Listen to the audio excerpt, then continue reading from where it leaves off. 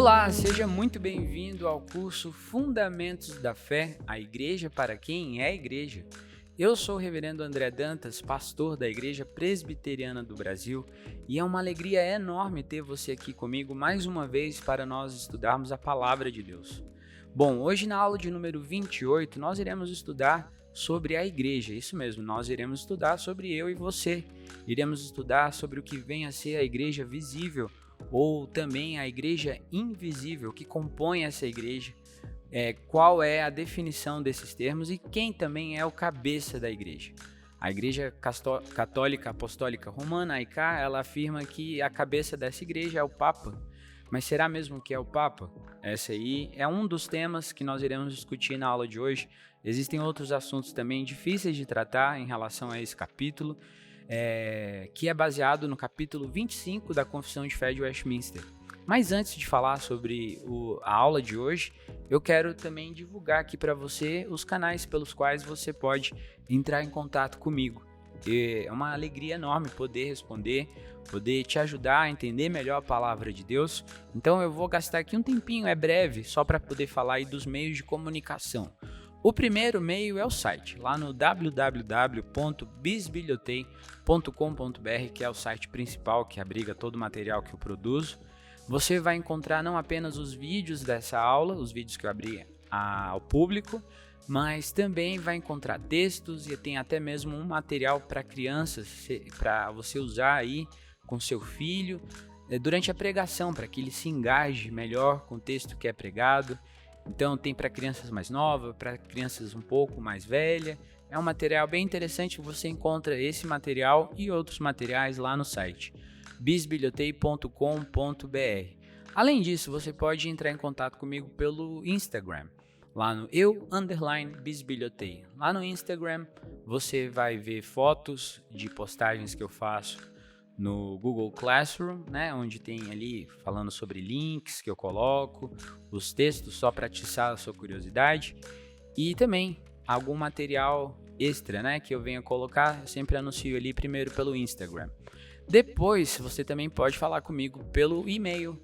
Eu não coloco aqui o WhatsApp, mas você pode entrar em contato por e-mail, manda lá a sua mensagem ou sua crítica pelo @bisbilhotei.com.br. E você pode nos encontrar, você pode me encontrar lá no Facebook ou no YouTube, né, como algumas pessoas conhecem. Não coloque Fundamentos da Fé, que esse é só o nome do curso, talvez você ache lá no YouTube, mas coloque lá Bisbilhotei, se inscreva no canal, ative as notificações, porque você, ao fazer isso, trabalha junto comigo para que Deus seja louvado e o nome dele seja conhecido. Não o meu nome, não o seu nome, mas o nome de Deus seja mais conhecido na terra.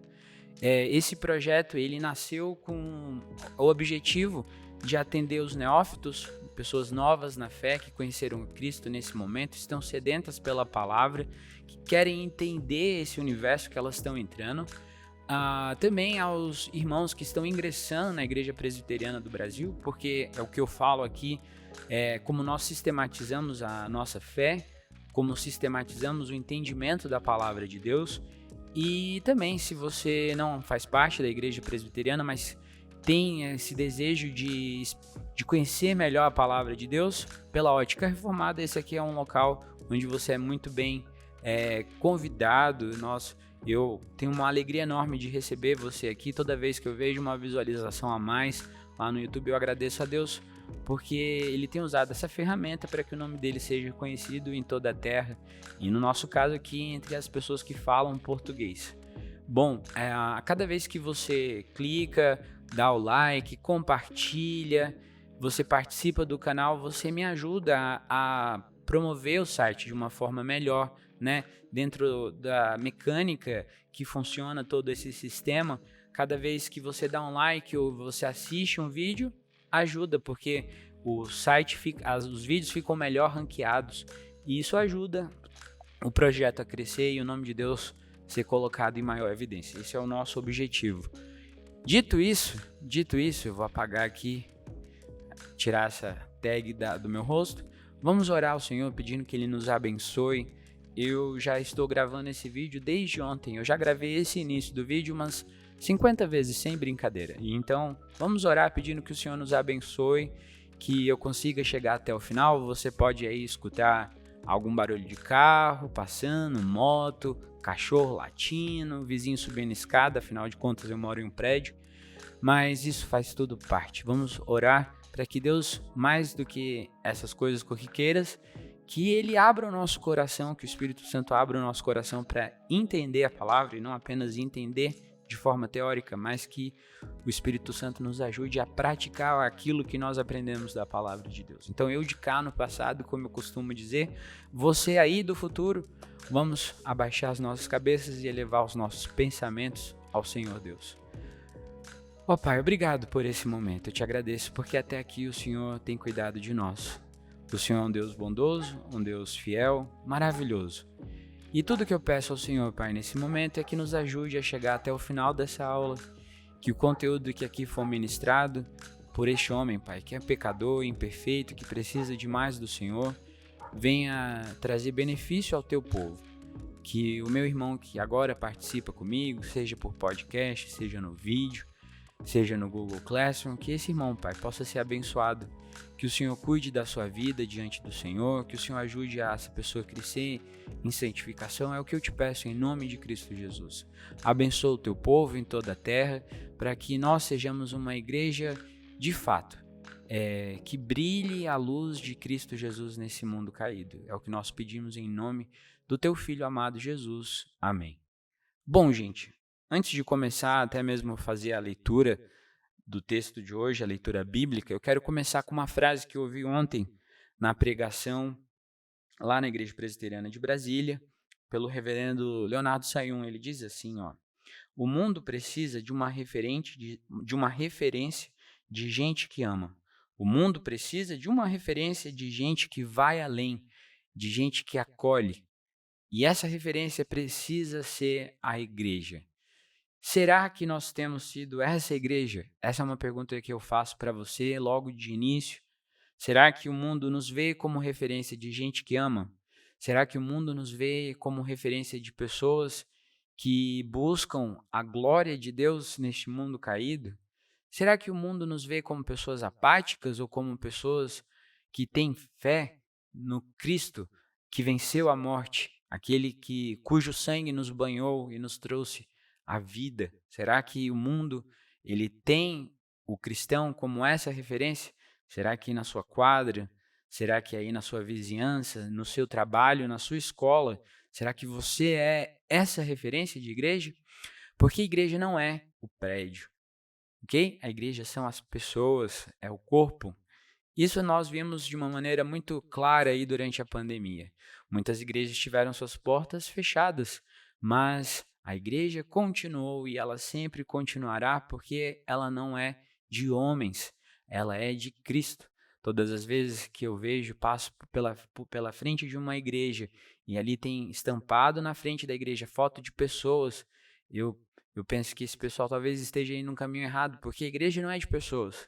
A igreja é do Senhor Jesus, é dele, o reino é dele e tudo existe para a glória dele. Então, com isso em mente, vamos partir aí para o texto bíblico de hoje. Eu vou abrir aqui na Bíblia, vou tirar a minha face, tirei. Eu estou com problema para colocar o mini eu, vou tentar pausar aqui só um segundo. Pronto, voltou. Da outra vez eu tinha pausado e eu gravei quase 50 minutos de aula com o vídeo pausado. Vocês acreditam nisso, gente? Mas é verdade, aconteceu. Bom, deixa eu chegar um pouquinho mais para cá. Isso, estou ao centro agora. E vamos ler então a parábola do joio. Aqui o redator colocou só a parábola do joio, esqueceu do trigo, mas nós a conhecemos como a parábola do joio e do trigo, certo? Está lá em Mateus capítulo 13, versículo 24 e em diante. Diz assim a palavra de Deus: Jesus lhes propôs outra parábola dizendo, ele já tinha dito uma, agora está propondo uma segunda parábola que fala a respeito da igreja. Esse é o assunto dessa parábola. O reino dos céus é semelhante a um homem que semeou boa semente no seu campo. Mas enquanto todos estavam dormindo, veio o inimigo, semeou o joio no meio do trigo e foi embora. E quando as plantas cresceram e produziram fruto, apareceu também o joio. Então os servos do dono da casa chegaram e disseram: Ô patrão, o senhor não semeou boa semente no seu campo? De onde então vem o joio? No seu campo? De onde então vem o joio? Ele, porém, lhes respondeu: Um inimigo fez isso. Mas os servos lhe perguntaram: O senhor quer que a gente vá e arranque o joio? O dono da casa respondeu: Não, de modo algum, porque ao separar o joio, vocês poderão arrancar também com ele o trigo. Deixem que cresçam juntos até a colheita. E no tempo da colheita direi aos ceifeiros: ajuntem primeiro o joio e amarrem-no em feixes para ser queimado, mas recolham o trigo ao meu celeiro. Aqui nesse texto introdutório, a gente já começa com uma coisa bem interessante, que é uma afirmação que a Bíblia nos traz, dizendo que nessa igreja visível, enquanto ainda Deus não manda seu Filho Jesus voltar para nos recolher e julgar o mundo, que nós tratamos disso até na última aula, enquanto isso não acontece, a igreja ela vive em meio, né?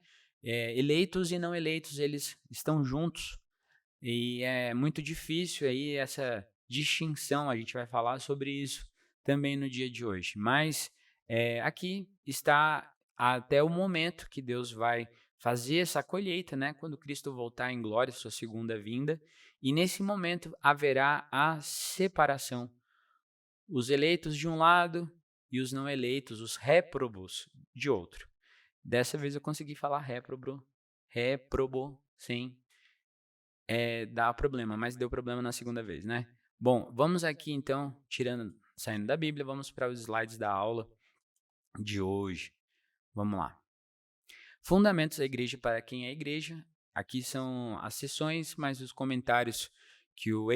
Rod faz sobre o texto. E é claro que eu também coloco alguns comentários pessoais aí sobre isso. Só um parêntese.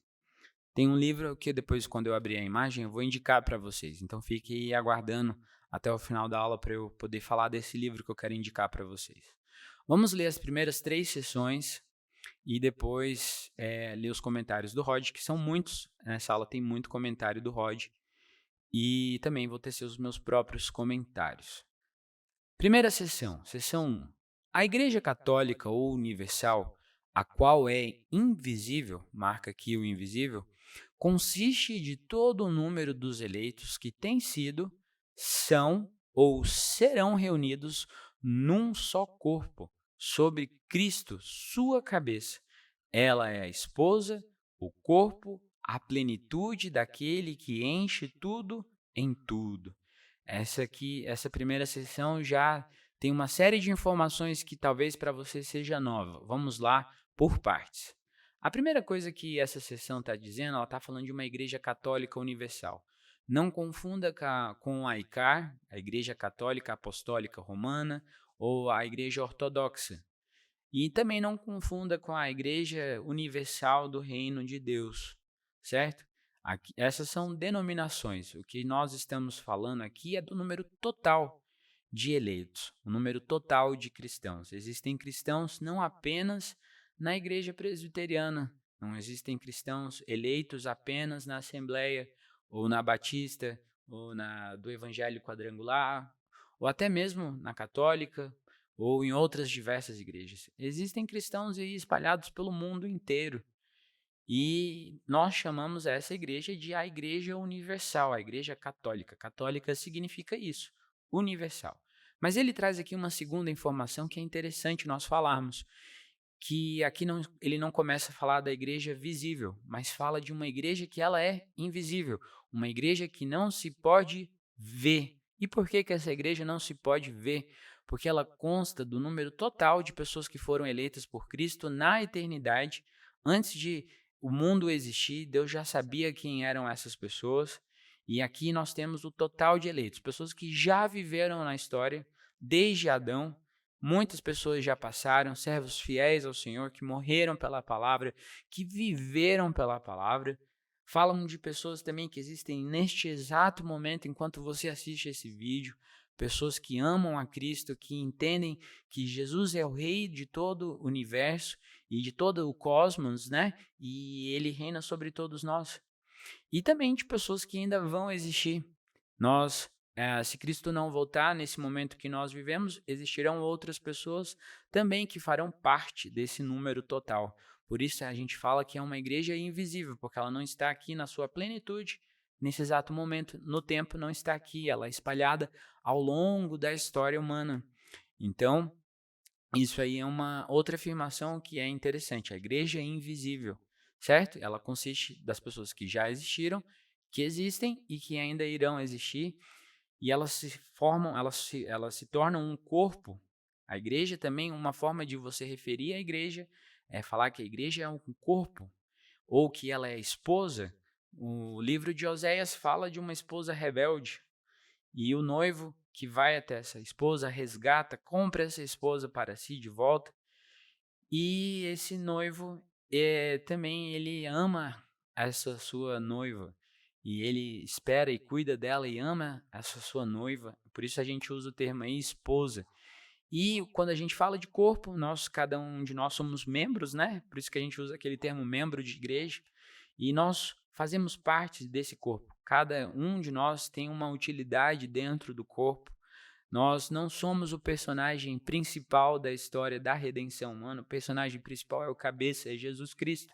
Ele é o cabeça, ele que aponta a direção, é ele que pensa e toma as decisões, porque ele reina, ele é o cabeça. Por isso que a gente diz que Cristo aí, ele é o cabeça e não o Papa, como nós iremos ver mais à frente, tá bom? Só essas informações antes da gente continuar.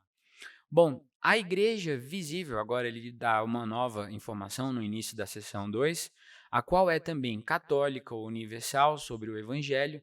Ela não é confinada a uma nação como outrora sob a lei.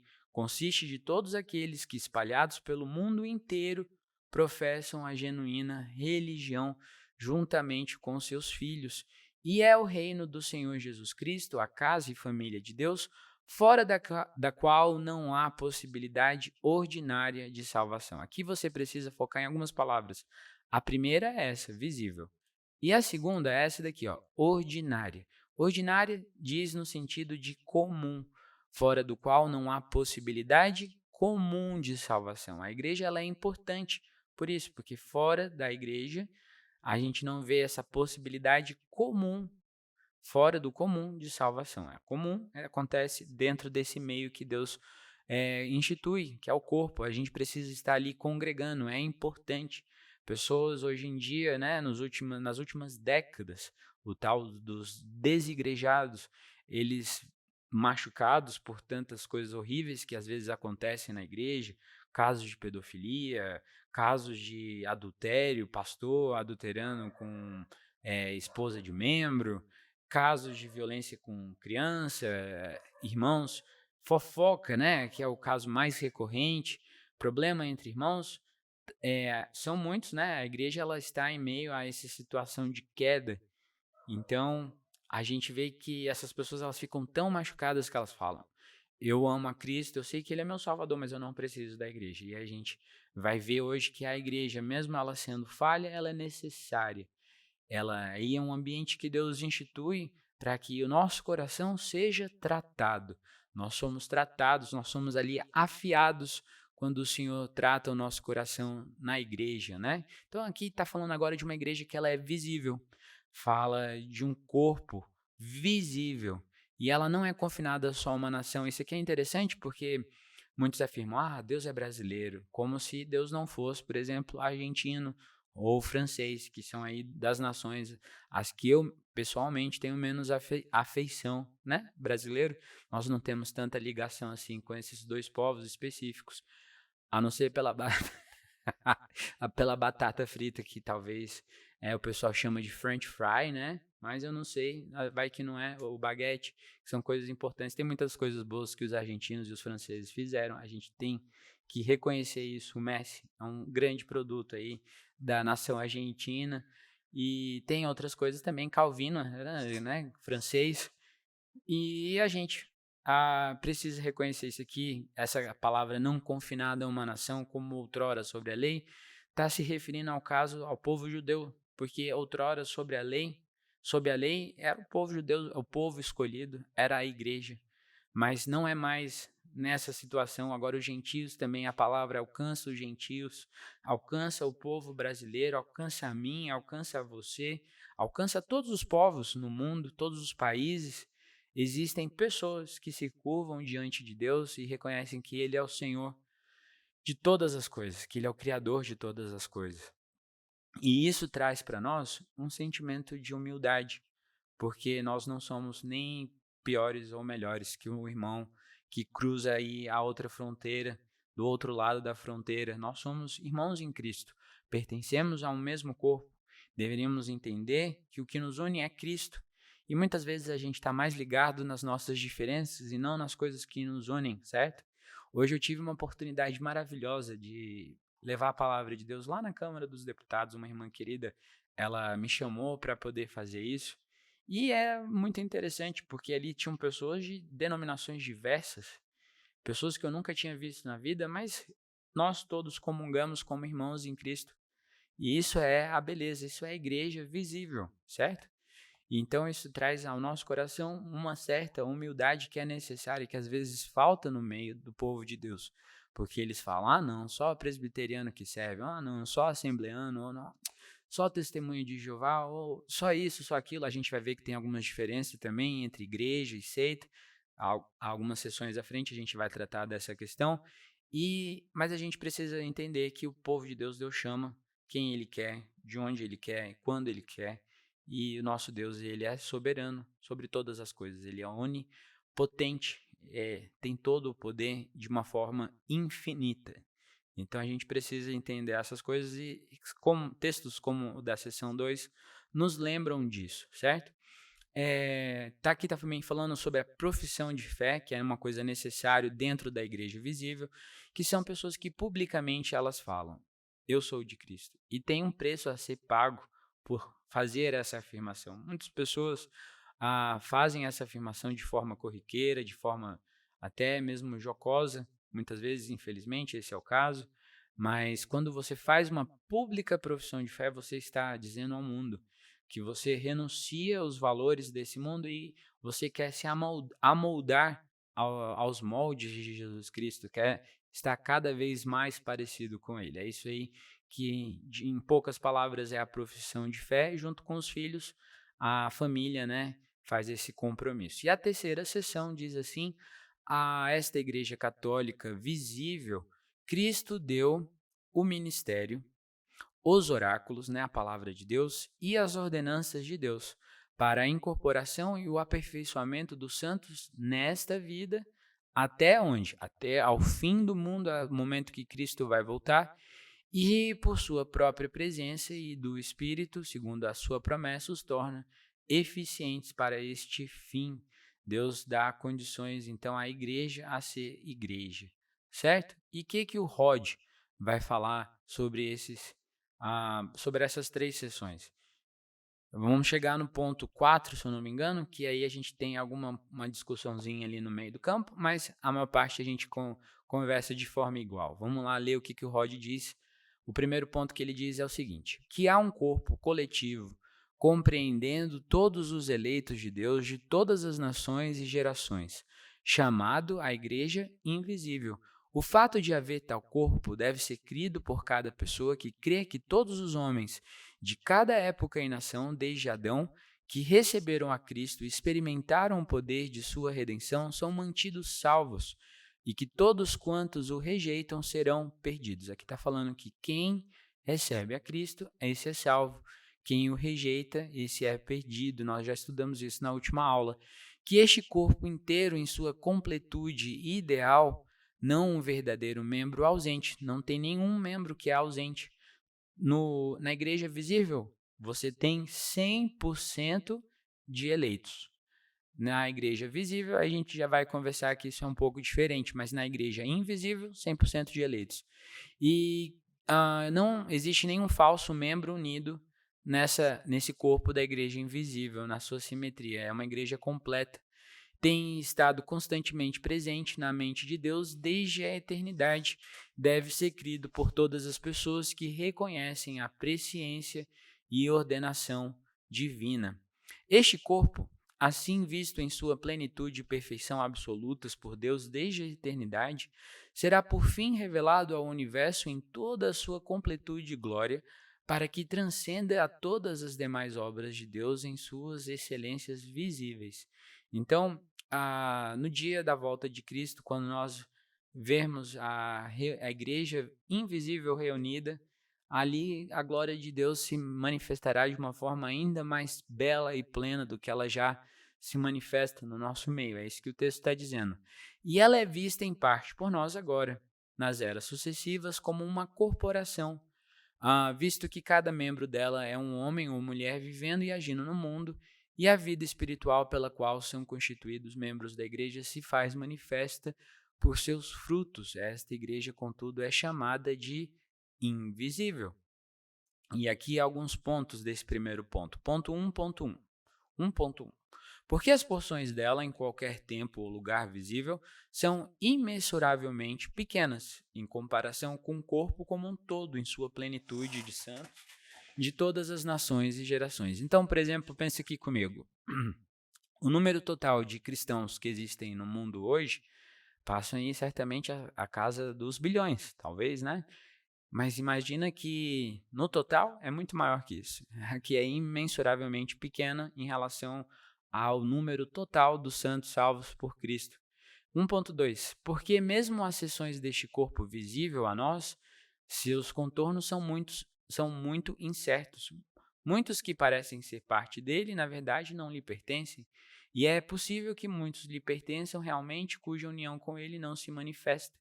As linhas não são, aos olhos humanos, traçadas com algum grau de precisão entre a igreja e o mundo. Entre mentes, a verdadeira igreja, ainda não perfeitamente desenvolvida e manifestada, se esconde na igreja. Ele usa aqui uma forma de uma ilustração fenomenal, como um grão de milho em crescimento se esconde na espiga. E, neste sentido, ele é invisível, pois aquilo que constitui a essência dessa igreja não é a profissão de fé ou a frutificação visível, mas aquela habitação invisível da vida divina, da qual a profissão de fé ou a frutificação procede. Estas sessões ensinam também que há uma igreja católica universal visível. Esse é o ponto 2, já estou entrando no segundo ponto. Consistindo daqueles de cada nação que professam a verdadeira religião juntamente com seus filhos. Esta proposição envolve 2.1. A verdade de que a verdadeira igreja, consistindo de pessoas, uma parte das quais está sempre vivendo neste mundo, e mais ou menos fiéis, produzindo frutos visíveis de santidade aqui neste mundo, sendo naturalmente sempre em parte e com maior ou menor clareza visível. A Igreja Universal visível é, portanto, não uma igreja diferente daquela que já descrevemos como invisível. Ela é o mesmo corpo. Como suas gerações sucessivas são aceitas em sua ordem, são imperfeitamente discriminadas do resto da humanidade aos olhos humanos. 2.2.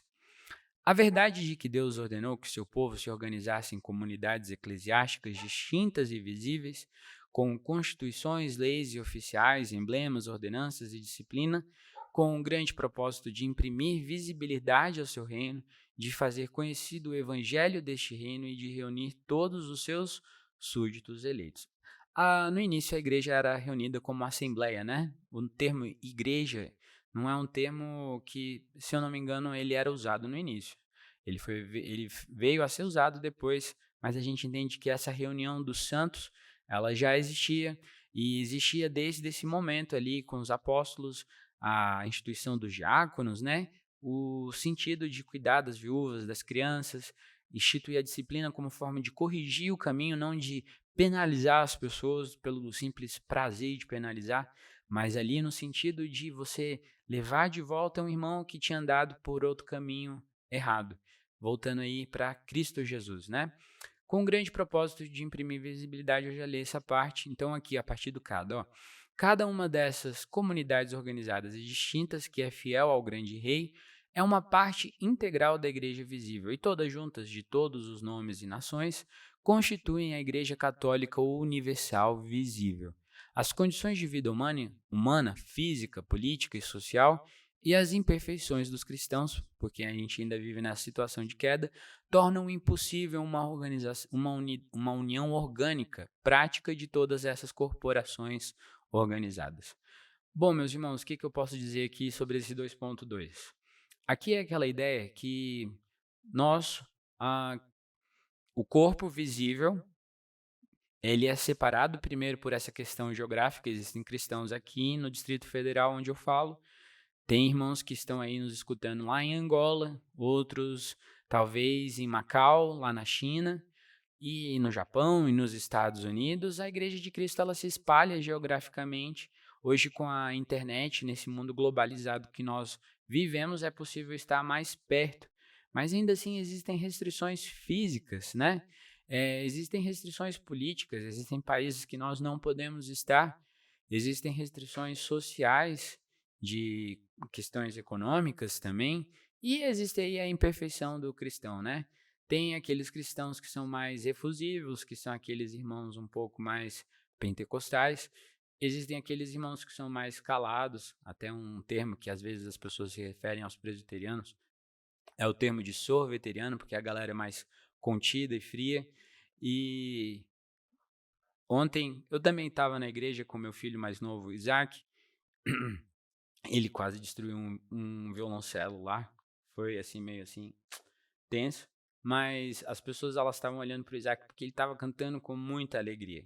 E não é o normal, né? As pessoas elas olham e elas acham assim diferente dentro da igreja presbiteriana. Mas, meu irmão, se você sentiu o mover do Espírito Santo, diga amém com aquela alegria. Cante alto ao Senhor com o melhor da sua voz, mesmo que ainda não seja assim, sabe? Aquele Andrea Bocelli, aquele Plácido Domingos, mas cante aí com o melhor, porque é Deus que a gente está buscando adorar a Deus e não a homens, né? Então, existem aí suas diferenças, as igrejas são diferentes. Quando a gente pensa em plantação de igreja, a gente pensa ao grupo de pessoas que nós iremos servir a Cristo, e são grupos diferentes. É isso que o texto aqui está dizendo no 2.2, é isso. Entretanto, continuando o 2.2, que todas elas são só uma igreja visível é por si mesmo evidente, à luz do fato de que todas são partes visíveis da verdadeira igreja espiritual ou invisível, a qual, sendo o corpo de Cristo, jamais poderá ser dividida. E aqui, outra questão que eu me lembro, que vem ao meu coração, durante uns 10 anos, eu participei de uma igreja muito rica aqui em Brasília, a igreja presbiteriana, e nessa igreja sempre vinha pessoas, né, de doutores, ministros, advogados, médicos, pessoas assim, nesse nível socioeconômico. Mas sempre parecia lá, todo domingo de manhã, um senhor que morava na rua. E ele congregava com todos nós, aí ele mostrava que a igreja é uma só. Quando nós vamos atender a irmãos, seja no centro da administração pública, seja nas áreas mais difíceis de acesso, mais pobres, nós vemos que o povo de Deus, ele é um só. É maravilhoso você sair daqui da sua cidade, do seu centro urbano, ir para uma cidade pequena e você vai adorar a Deus e é uma mesma adoração. Isso é incrível, porque a igreja é mantida pelo Senhor, né? Então, vamos continuar a respeito disso, lá no 2.3, que diz assim: é também a verdade de que a igreja se torna visível pela profissão de fé e obediência externa de seus membros. Há necessidade disso. E visto que nenhuma classe humana é sempre dotada com o poder de discriminar com absoluta exatidão a genuinidade das características cristãs, faz-se necessário uma profissão crível como presumida evidência de religião real, fato este que constitui uma pessoa membro da igreja visível. Então, quando, por exemplo, nós fazemos a profissão de fé de alguém, a gente faz aquilo porque, de fato, não tem como ali distinguir quem é cristão, não é com absoluta precisão, não é uma prova da CESP ou qualquer outra banca que você consegue, a pessoa assinala determinados pontos e passa, e é aquilo que é a pessoa, né, o que ela sabe. Não há como descrever isso, mas essa pública profissão é como se fosse um passo necessário, importante para a pessoa fazer parte da igreja visível. Por profissão crível, se quer dizer uma profissão da religião genuína, suficientemente inteligente e suficientemente corroborada pela vida diária daquele que professa uma fé como genuína. Então, não é só você ir lá na frente da igreja e falar, eu creio. Mas tem uma vida, né? Tem o que essa pessoa vive. Será que o que ela vive, de fato, é uma profissão de fé? É isso aqui que você está colocando. Toda profissão de fé dessa categoria tem por base a pretensão de que a pessoa é membro da verdadeira igreja e, consequentemente, a constitui membro da igreja visível e põe todos os demais cristãos na obrigação de considerá-la e tratá-la como tal. Essa igreja visível é chamada o reino de Deus, o reino do céu na terra, e sua natureza e progresso são apresentados nas parábolas. Aqui são as listas de parábolas que falam sobre esse assunto, né? O semeador e a semente, o trigo e o joio, a semente de mostarda, o pão levedado, a rede que é lançada ao mar e reúne peixes de todas as espécies. Todas essas parábolas, elas estão ali em relação, Jesus está falando sobre a igreja, tratando sobre a igreja ao falar dessas parábolas. No 2.4 diz assim, também há a verdade de que os filhos de todos os que professam a verdadeira religião são, por essa causa, membros da igreja visível juntamente com seus pais. Estas seções ensinam, ponto 3, que Deus deu a esta igreja universal visível em todos os seus ramos e elementos constituintes. O que Deus dá à igreja para que ela seja igreja? É isso que está dizendo ponto 3.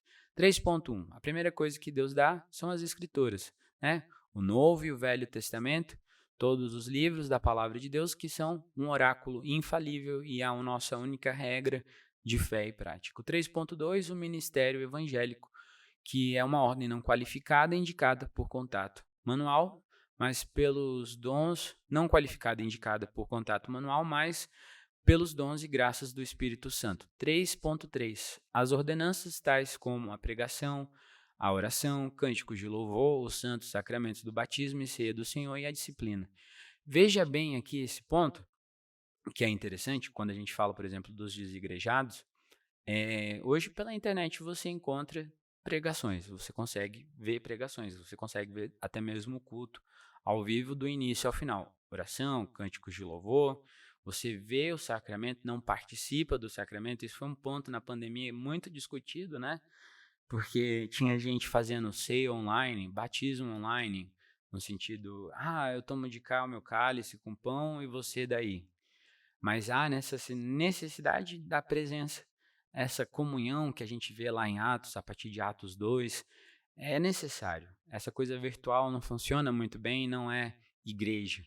Então, por mais que você queira aí elucidar alguns elementos para defender a igreja virtual ou essa igreja no meta-universo, como tem surgido também, né, discussão, mas esse caráter presencial da igreja, esse caráter relacional, e não é apenas aos domingos, mas a igreja ela se dá no dia a dia, quando você chama um irmão para tomar um café, ou chama um irmão para caminhar, para participar da sua vida, essa é ser igreja. É você não apenas ter uma vida no sentido vertical de adoração ao Senhor, mas essa vida no sentido horizontal, ela precisa acontecer também.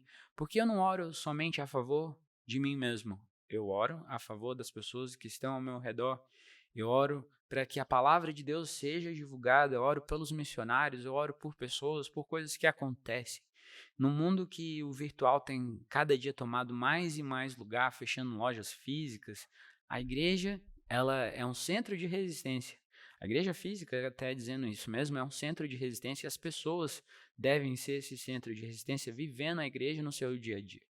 3.4. Que o grande fim designado para ser concretizado por essa doação é, letra A, o congraçamento dos eleitos dentre os filhos da igreja ou do mundo e o aperfeiçoamento dos santos quando são reunidos. Efésios 4, de 11 a 13. Quando os santos são reunidos, é fácil? Não, é muito difícil, porque tem muita pessoa difícil dentro da igreja, e eu e você somos algumas dessas pessoas. Nem sempre nós temos uma disposição para estar ao lado de certas pessoas, mas é na igreja que o Senhor nos afia, é na igreja que o Senhor nos trata. Então a gente precisa ali ir para a igreja e participar da vida da igreja. Agora chegamos aqui ao ponto 4, aquele ponto ali de discussão. Vamos ler o que o Rod ele fala a respeito disso. Ponto 4. Estas sessões ensinam que fora dos limites desta igreja universal visível, não há possibilidade ordinária comum de salvação. Esta proposição é aceita por nossa igreja e por todos os demais cristãos evangélicos, como que aplicando-se somente aos adultos que estão fora do âmbito da igreja visível. Somente aos adultos. Aí aqui a gente vem um primeiro problema que eu temo a colocar. Posso estar errado, se eu estiver, comente aí, coloque nos comentários, tente apontar aí, mas esse aqui é um ponto de discussão bastante entre teólogos, porque não existem adultos com a mesma capacidade de raciocínio, de racionalização, de interpretação. Entre adultos ditos ali normais, existem diferentes níveis de capacidade. E considere também aquelas pessoas que têm algum déficit de aprendizagem, que têm algum problema de ordem mental, né, de desenvolvimento, que são adultos, que ali são pessoas que talvez tenham um nível elevado de Down ou alguma coisa no sentido de alguma outra doença, né? Alguma malformação, né? Não coloco doença, mas coloco esse sentido, malformação. E são pessoas que têm dificuldade. Será que essas pessoas, então, são salvas somente por esse meio? Crianças também a gente vai colocar aqui, vai começar a discutir essa questão. Todas as crianças são salvas? Como é que acontece isso? Isso aqui nas aulas lá na IPJB, quando a gente falou brevemente sobre isso, gerou bastante comentário. Tá lá no Google Classroom, que se você quiser, você tem que buscar uma dessas aulas lá atrás que fala sobre isso. Todos os membros da raça humana, morrendo na infância, cresce que são salvos através dos méritos de Cristo. Será? O meu filho tem 10 anos, o meu filho mais velho. Eu tenho 3, o Caleb, o Josué e o Isaac. Por razões interessantes, né? Caleb e Josué, os espias, Isaac é o último filho, filho do riso. Então, esses são os meus 3 filhos. E o Caleb, o filho mais velho, ele fez a sua profissão de fé aos 10 anos. Ele não era um adulto. Na nossa sociedade, ele não é considerado um adulto. Provavelmente, nos tempos bíblicos, ali com 13 anos, 15 anos, ele estaria já casado com seu filho. Mas, nos dias de hoje, não é considerado adulto. Até mesmo porque eu acho que uma organização da ONU, essa semana passada, ela readaptou as idades, né, as faixas etárias. Hoje, adulto vai até os 60 e depois dos 60 a 70 ou 60 é meia idade e você só é idoso lá de 80 para cima.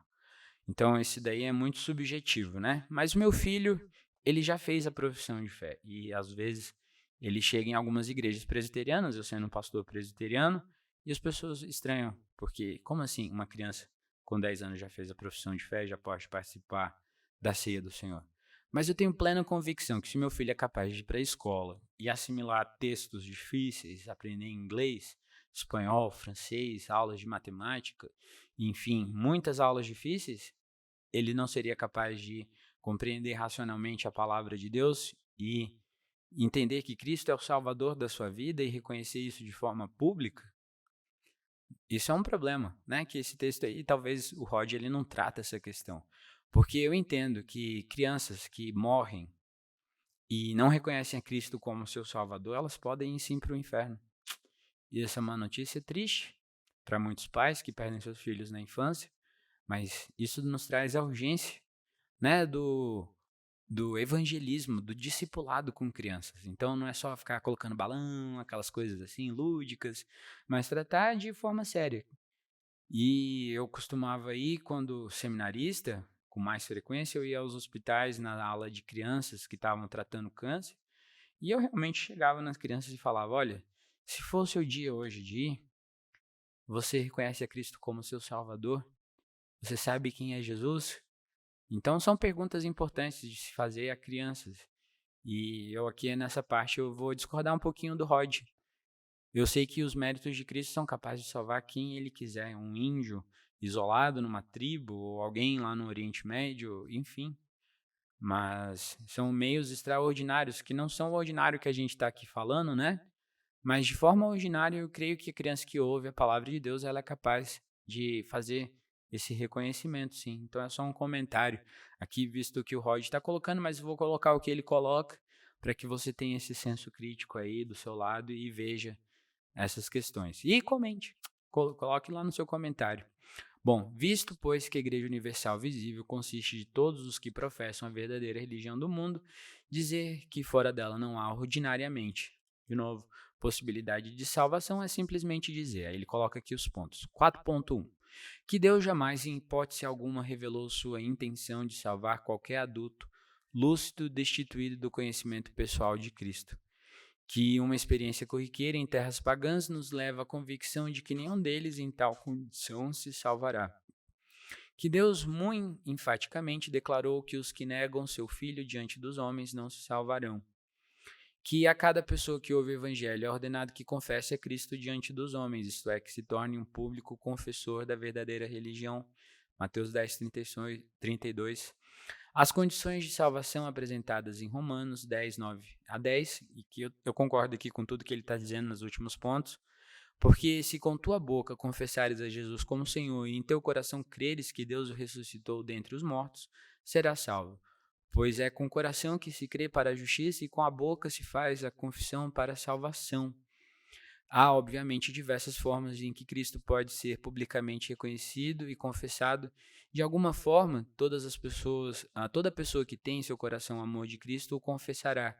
Nossa confissão, porém, intenciona nestas sessões ensinar, além do que é ordinário, que onde há o conhecimento e oportunidade, Deus requer, esse aqui é importante, né?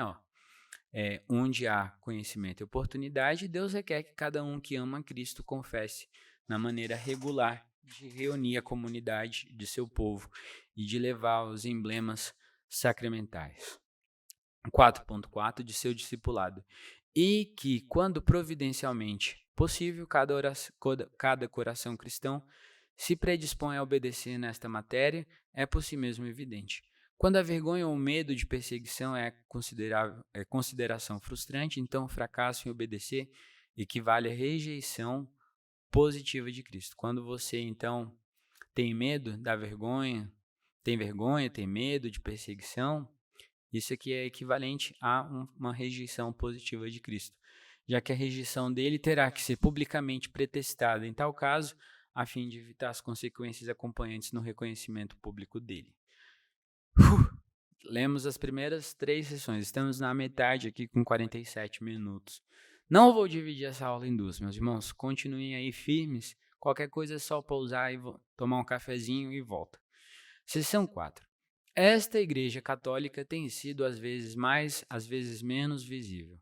E as igrejas particulares, que são membros dela, são mais ou menos puras, segundo a doutrina do Evangelho, por elas ensinada e abraçada, as ordenanças administradas e o culto público celebrado nelas com mais ou menos pureza. Isso está dizendo que algumas igrejas, em determinadas épocas, com determinados líderes, elas são ou mais puras ou menos puras. E aqui a perfeição, nesse momento de queda, a gente não vai ver, mas a gente vai ver igrejas que buscam ser o mais puras possíveis. Isso não é uma coisa a rejeitar, mas é uma coisa a se olhar sempre, né? Devemos seguir com pureza a palavra de Deus. Seção 5. As igrejas mais puras debaixo do céu estão sujeitas à mistura e a erro. Todas as igrejas estão sujeitas a isso. Pode ser o pastor mais legal e que conhece a Bíblia de cor e salteado, que lê ela 10 vezes por ano, porque ele é um pecador que precisa de Cristo, que foi remido pelo sangue de Cristo. Também essa igreja que é liderada por essa pessoa, ou pelo conjunto, né, os presbíteros, os anciãos, os diáconos, essa igreja também é suscetível ao erro. Saiba disso. Tenha paciência com seu pastor, tenha paciência com o diácono da sua igreja, tenha paciência com aquela irmã do ministério infantil, tenha paciência com o pessoal do louvor, com o pessoal da mesa de som, da comunicação, tenha paciência, porque eles estão sujeitos a erro e a mistura. E algumas se têm degenerado tanto que elas até mesmo deixam de ser igrejas. Isso, infelizmente, acontece. E elas não são mais igrejas, mas aqui coloco o texto, elas se tornam sinagogas de Satanás. Não obstante, sempre haverá uma igreja na terra para cultuar a Deus em consonância com a sua vontade. Essa é uma certeza que Deus nos dá. Sempre existirá um povo que não irá dobrar os seus joelhos diante de Baal, diante dos deuses deste mundo, diante de Satanás. Haverá sempre um povo ainda que por mais difícil que sejam as circunstâncias, que não dobrará os seus joelhos. Isso traz aí uma alegria, uma paz aos nossos corações. Muita gente aqui no Brasil, diante dessa mudança de governo, né, fica aí temeroso. E agora, como é que vai ser? Fique certo, meu irmão, que Deus, ele manterá a sua igreja ao longo da história até o dia da volta de Cristo. Isso sempre acontecerá. Às vezes as perseguições são até mesmo momentos de crescimento da igreja. A história da igreja se prova dessa forma. Seção 6. Não há outra cabeça da igreja? Viu? Essa aqui a gente está respondendo uma pergunta, senão o Senhor Jesus Cristo. Não pode o Papa de Roma, em qualquer sentido, ser a cabeça dela, senão que ele é aquele anticristo. Aqui eles colocam o Papa como anticristo. A gente entende que é uma afirmação cultural para aquela época e tudo mais, e que o anticristo, né? Nesse sentido, eu gosto muito da explicação que o Nicodemos falou, eu já falei aqui algumas vezes, que fala que o número da perfeição é o 7 e o número 666 é aquele dízima periódica que está tentando chegar ao número 7, mas nunca conseguirá. São os homens em estado de queda, né? Nesse sentido, que tentam alcançar a mesma projeção, ser iguais e contrários ao mesmo tempo, mas não conseguirão. Esse é o anticristo, né? Aquele homem do pecado e filho da perdição que se exalta na igreja contra Cristo e contra tudo que se chama Deus. Essa é a função do anticristo. Bom, o que essas sessões ensinam? Visto que a Igreja Católica Universal Visível consiste de todos os que professam a verdadeira religião no mundo, bem como de todas as organizações eclesiásticas particulares que continuam leais à cabeça e mantêm as doutrinas essencialmente íntegras, deve-se necessariamente deduzir que a Igreja como um todo é, em qualquer época, mais ou menos visível, e qualquer igreja constituinte e particular mais ou menos pura em proporção. Aí aqui eu lanço uma pergunta. Será que temos sido visíveis na nossa sociedade, como, né, o texto colocou? Será que temos sido referência, como o reverendo Leonardo Sayun colocou? Será que temos sido referências nesse mundo? Será que temos sido visíveis? Será que temos sido puros em nosso coração, nas nossas ações? Ou temos aí, querendo ser apenas políticos, queremos ter fama, queremos ter o poder, queremos ser reconhecidos pelos títulos, como tem muitos irmãos, infelizmente, que estão na igreja apenas por isso. Qual tem sido a motivação que nos tem levado a servir a Cristo como igreja, certo? Isso é uma das coisas que a gente tem aí que colocar. Outra coisa que eu queria colocar, antes de continuar lendo o que o Rod disse, é que uma coisa que eu aprendi nos últimos anos, que é muito importante, primeiro, tem coisas que são inegociáveis. Naquilo que é inegociável, não se negocia, certo? É óbvio.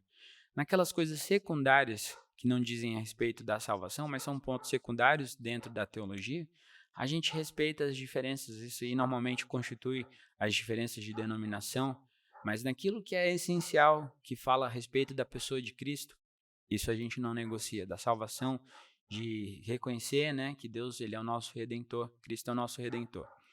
Bom, o ponto 1 do ponto 1 que o Rod coloca, a pureza da doutrina que confessam e ao culto que mantêm, ao seu zelo e caráter e energias espirituais, ao ponto 2, ponto 3, a pureza de sua membresia mantida por meio da disciplina, a disciplina é um meio de manter a pureza da igreja, em proporção como essas, todas progridem em perfeição e geralmente a mesma prevalece através de todo o corpo. No mesmo grau, a igreja inteira se apresentará mais visivelmente discriminada do mundo e se manifestará em toda a sua feição. Também, na mesma medida, cada organização eclesiástica individual será pura, isto é, isenta de elementos heterogêneos e consagrada à consecução dos fins para os quais foi ela designada. Gente, muitas igrejas não gostam. Isso até mesmo uma crítica a algumas igrejas dentro da denominação da IPB, mas elas não têm aquele envolvimento com disciplina. E disciplina é uma coisa, meu irmão, que é usada por Deus para deixar a sua igreja mais pura, no sentido de deixá-la mais bela, mais ornamentada, mais bonita, mais bela para o noivo, certo? Esse aí é o termo que eu quero usar. Eu estava tentando me lembrar de um que é em Cantares, que fala sobre isso. Bom, isso é importante. Então, eu li esse tema e a gente vai para o ponto 2. Segue-se também à luz da própria natureza da igreja visível e sua condição neste mundo, que sua pureza é uma questão de grau, variando em diferentes tempos e diferentes seções. Segue-se, não obstante, a luz que a igreja visível mantém com a igreja invisível, que segundo a promessa divina, já que a última jamais poderá extinguir-se inteiramente na terra, assim também, por mais que a primeira seja obscurecida pelas heresias ou apocada pela apostasia, ela jamais poderá estar inteiramente ausente. Essa é uma das certezas que a palavra de Deus nos dá. E que o Senhor Jesus Cristo é a única, absoluta e suprema cabeça da igreja. E sem a menor dúvida, e amplamente asseverado na Escritura, Colossenses 1,18, Efésios 1,20 a 23, e jamais foi negado por qualquer cristão. Com isso, antes de partir para os textos, né, que os santos de Westminster usaram,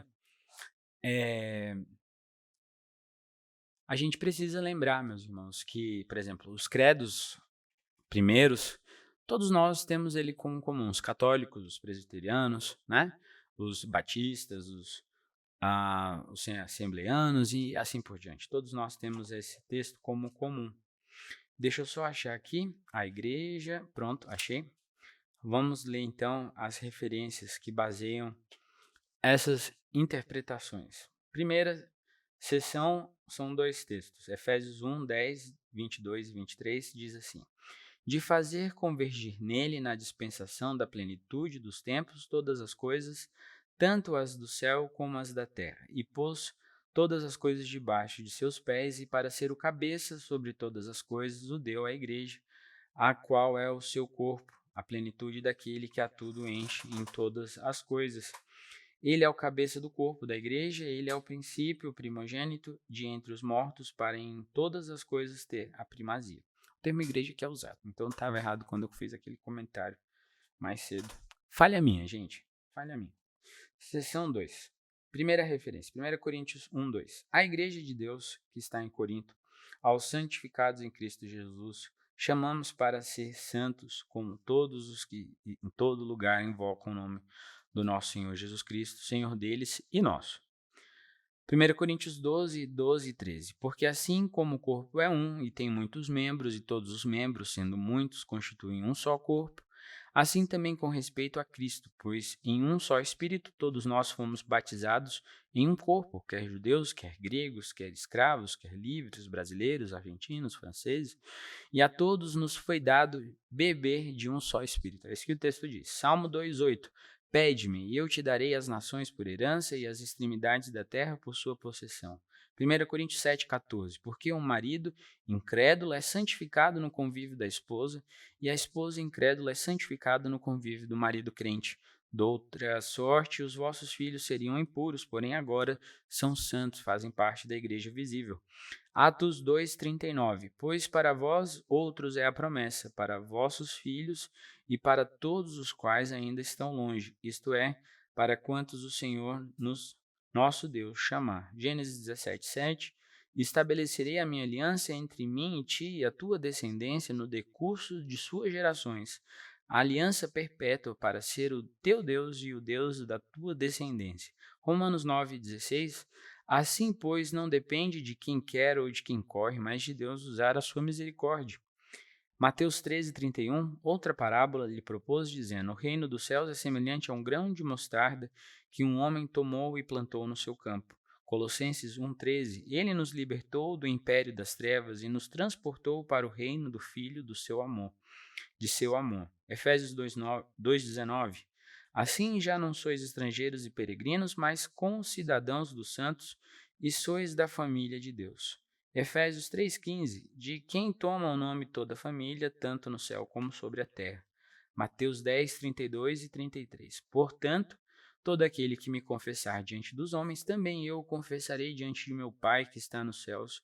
Mas aquele que me negar diante dos homens, também eu o negarei diante de meu Pai que está nos céus.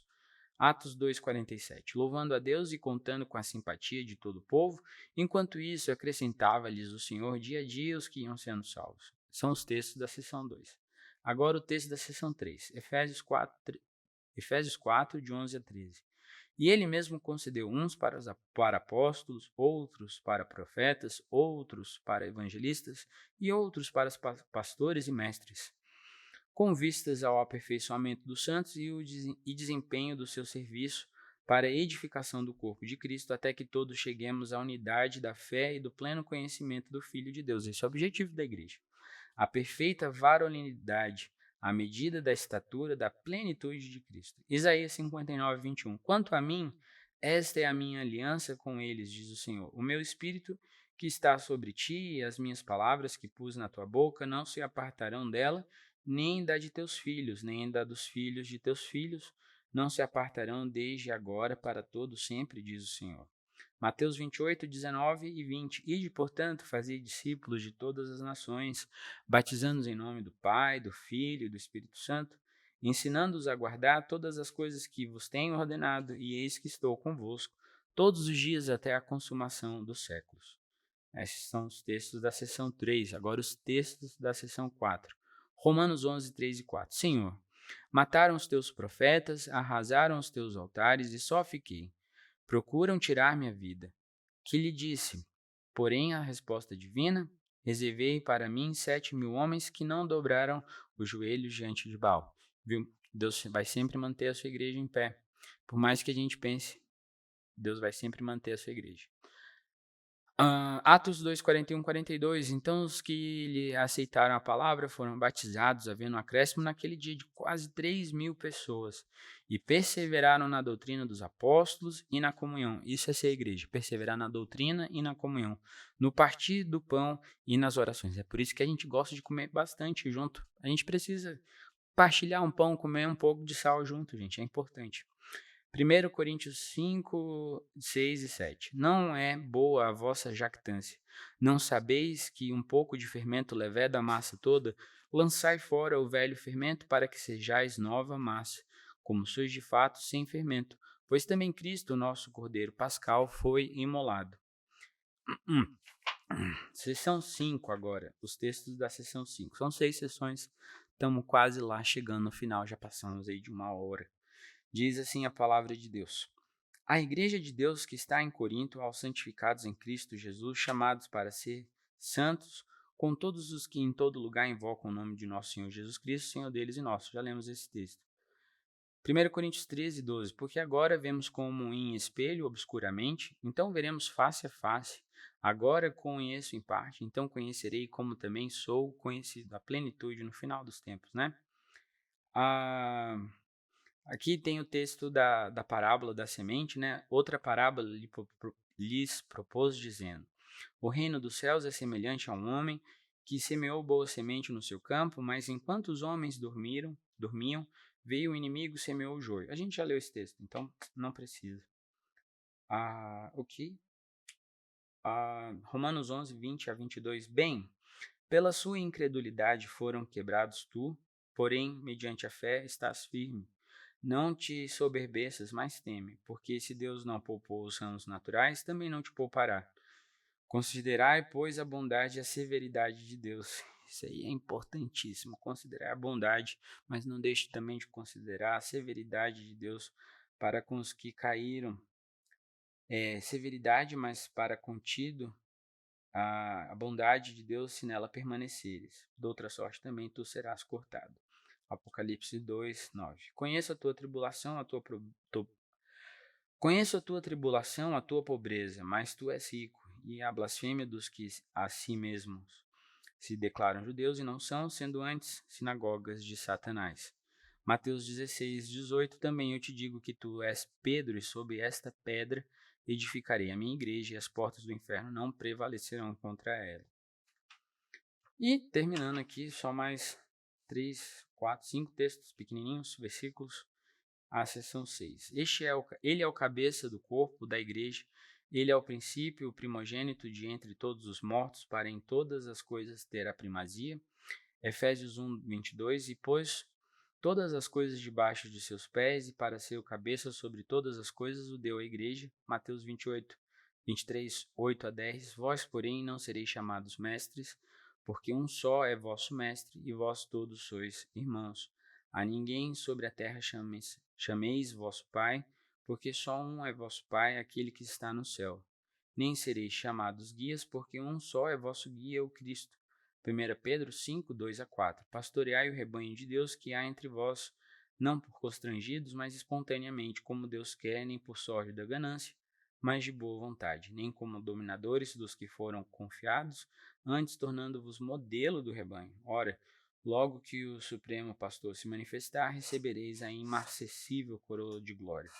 E último texto, 2 Tessalonicenses 2, 3 e 4. Ninguém de modo nenhum vos engane, porque isto não acontecerá assim que primeiro venha a apostasia e seja revelado o homem da iniquidade, o filho da perdição, o qual se opõe e se levanta contra tudo o que se chama Deus ou objeto de culto, a ponto de assentar-se no santuário de Deus, ostentando-se como se fosse o próprio Deus.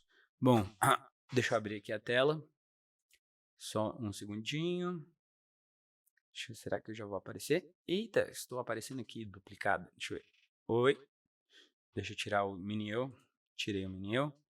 Vamos continuar. Gente, tribulações são necessárias à igreja para que ela seja afiada. Deus, ele nos humilha para saber o que há no nosso coração. E muitas vezes a igreja precisa ser amassada. Precisa ser assim, bem massageada para saber de que fato se tem ali fermento ou não. E nós precisamos ser igreja não apenas aos domingos. Precisamos ser igreja todos os dias. E na cidade, nos locais, nos grandes centros urbanos, às vezes isso é muito difícil, porque temos uma tendência à individualização, temos uma tendência ao isolamento e precisamos andar como igreja. Como ele diz ali em Atos, né, a igreja que os irmãos tinham necessidade, aí os irmãos vendiam o que tinham para sanar as necessidades do próximo. Lembra nesse momento, então, só de uma forma breve, uma coisa que eu tiro particularmente para mim, é que o meu carro não é meu. O meu carro foi Deus que me confiou para que eu possa usar em benefício da igreja, do povo de Deus. Então, se tem um irmão precisando de uma carona, não leve o irmão até a parada próxima à casa desse irmão. Leve o irmão até a porta da casa dele.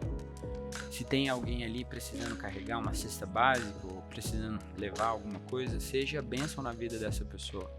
Use o que Deus te deu para a bênção do povo dele. Então, isso vai para os seus bens, computador, televisão, a sua casa. Seja um bom hóspede. E ser igreja é isso, hospedar, receber as pessoas. Chame membros visitantes para almoçar na sua casa, jantar, tomar um café, conhecer sua casa. Isso é importante, não reduza a sua vida a um individualismo. Compartilhe o pão, compartilhe aquilo que Deus tem dado a você. Seja referência, né? Que a igreja seja essa verdadeira referência na cidade. Gosto muito de ver, de lembrar o exemplo de Calvino, por exemplo, que entendia que a igreja não precisava ficar ali confinada só às reuniões dominicais ou durante a semana, breves reuniões.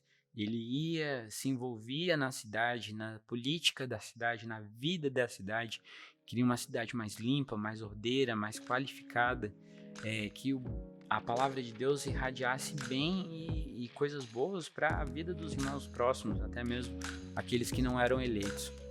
Então a gente precisa pensar sobre isso, precisa pensar, será que a igreja a qual eu faço parte, será que eu estou nessa igreja só por causa de um pastor? Porque ele prega bem, porque ele fala bem, ele se veste bem, ele é uma pessoa legal? Será que eu estou nessa determinada igreja porque ela é a mais próxima da minha casa? Por que eu estou nessa igreja? Estou fazendo parte do corpo de Cristo de forma verdadeira? Estou agindo para o bem da localidade onde eu estou inserido ali? Estou falando de Cristo para outras pessoas, fazendo discípulos? Porque isso aí é de fato ser igreja. Às vezes a gente fica esperando algum tipo de qualificação e às vezes a gente terceiriza isso, né? A gente fala que o negócio de discipular, de falar, eu não sou muito bom com isso, mas Deus nos dá, pela palavra de Deus, condições de falar de Cristo a outras pessoas. Falar para alguém que esteja ali debaixo de uma árvore, falar para alguém que está na padaria, falar de Deus a todo momento e viver Cristo. Isso é ser igreja. Viver Cristo e irradiar a luz de Cristo para as pessoas que precisam, que estão vivendo aí nas trevas. né? Post-tenebras, lux, depois das trevas, luz e a luz de Cristo. Então que você seja instado a isso, que Deus te abençoe e que você tenha uma ótima noite, uma ótima tarde, um ótimo dia, depende aí do horário. Aqui é noite, já são aqui no meu horário 10h39. Normalmente eu gravo mais tarde para aproveitar o silêncio da vizinhança, mas hoje eu decidi gravar um pouquinho mais cedo. No início tinha o pessoal subindo aí, vocês resolveram. Mas que Deus te abençoe, não se esqueça, participe aqui das aulas, se inscreva lá no Classroom, dê o seu like, se você curtiu o conteúdo, compartilhe com seus familiares, vamos fazer aí a palavra de Deus chegar a vários cantos deste mundão, tá? Que Ele criou para a sua glória, tá bom? Deus te abençoe e até mais. Fui!